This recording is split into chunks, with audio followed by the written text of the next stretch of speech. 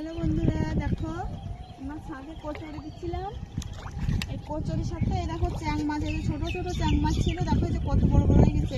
একটা ধরেছি, আরো অনেকগুলো দেখছি দৌড়ে বেড়াচ্ছে এর ভিতর। এখন ধরতে নামিয়েছি। ওই দেখো ওই যে দিদি ধরছে। আসলে আমাদের সাথে দেখো মাছগুলো কি করে বেড়াচ্ছে।